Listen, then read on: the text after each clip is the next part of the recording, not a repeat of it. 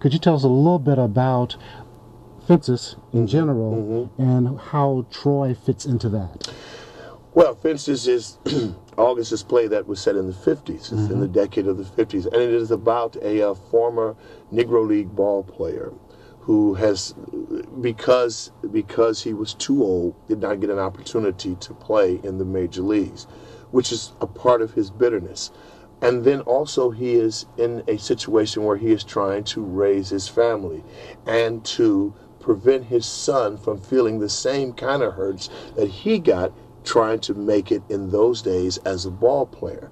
To tell you a lot would spoil the story. But let me just say it's about a family in crisis. This man is a man who loves, but didn't know how to love, didn't know how to show the love.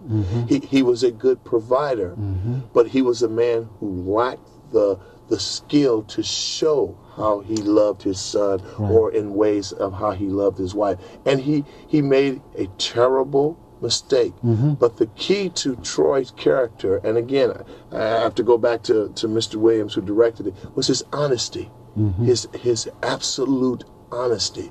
Even when he was wrong, he was honest in his error. And I think that's what makes him such a gigantic character, such a gigantic figure, that he was a complete human being. But in spite of the things that had happened, his honesty shows through.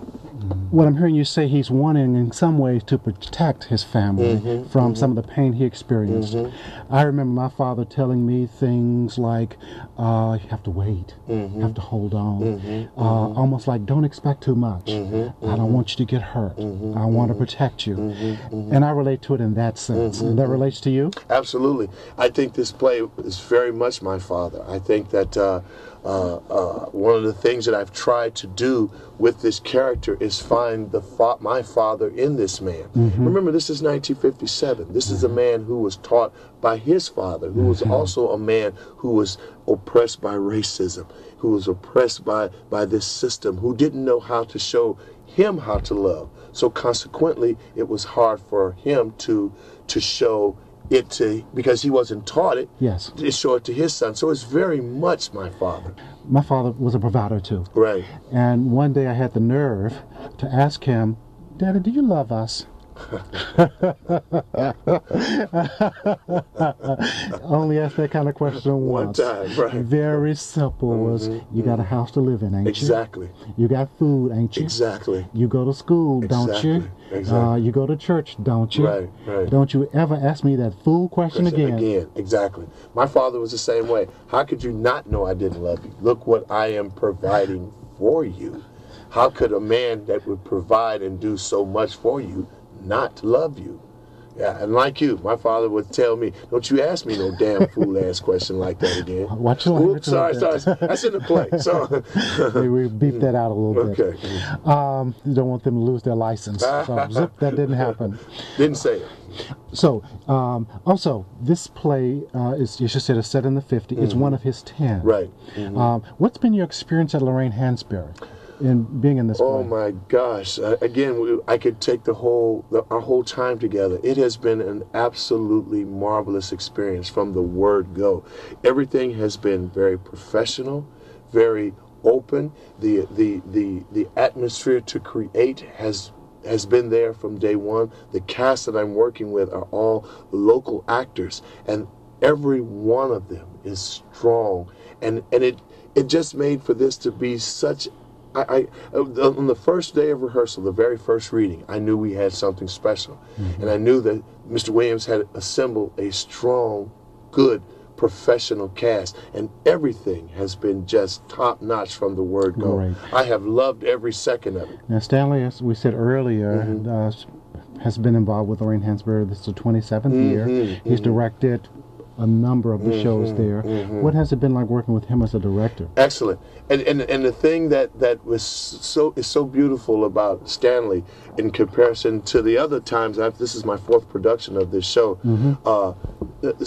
one of the first things that Stanley demonstrated was his ability to respect the author's work.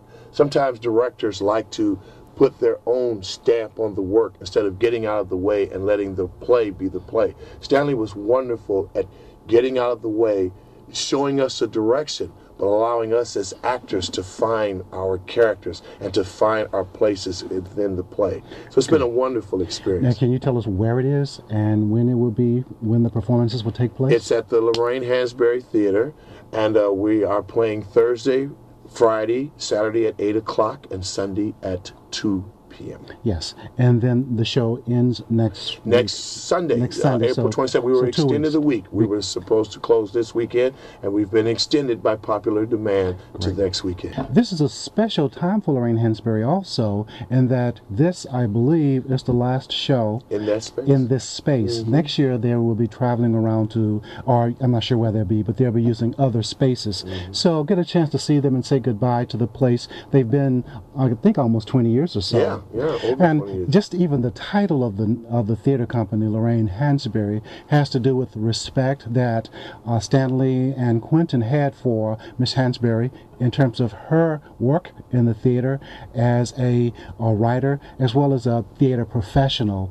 They wanted to use a name that related to someone who could command that kind of respect in terms of her work, and in some ways pass it on. Mm-hmm. So in some ways they're passing on this whole arena of theater through the work they do at Lorraine Hansberry. Mm-hmm. So do go see them. It's in San Francisco at Post and Mason Streets. In terms of what you're seeing the audience get from the play, what are you seeing the audience getting? I think people are seeing their own families, and that's the beauty of the thing. And it does not go along just African American lines. It's been all, because the Lorraine Hansberry has such a diverse audience. It's been across all kind of cultures. The response has been phenomenal. The number of people that have come up to me after the performance saying, "I saw my father, I saw my family, I saw us," has been explosive. I mean, and that is the key to great art. It transcends culture to me. Right. In terms of art itself, how do you see theater giving voice to the African American, the Afro diasporic experience? I think that, let me say this, we're very fortunate to have a theater like the Lorraine Hansberry in this town, so that we are able to have our voices heard. So many times we don't get the opportunity to do that. So I think that it's important that we keep that voice, and especially this type of loud voice, in existence, so that we have a chance to share not only ourselves but our culture and who we are. That's great. We've got about a minute and a half left. Could you tell us why people should come see this show? Because it's a wonderful show. And it's not only about us, it's about our families. Not just us as African Americans, just our families, but it really speaks to us as where our country was in 1957 and where we were as a people. And you'll laugh, you'll cry, you'll shout, all of those things. I think that's why it's important that we see it. And as you said, it's not a show that's exclusively for African Americans. Right. It's about humanity. Exactly. The human experience. And that's one thing that I enjoy about art, is seeing me in a play or a movie or a story that's actually not about the black experience, but about the human experience. And that's where we are. I agree. Well, our time is just about up. I want to thank you so very much for coming and sharing your time here with AfroSolo TV, as we try to provide a place, a forum for our artists and for us to talk about our experiences, to share our experiences, but also what I'm hoping to do is have a chronologue of what's been happening in the black world, arts-wise, in San Francisco. That's what we try to do. Thank you very much for being with us. We look forward to seeing you next time.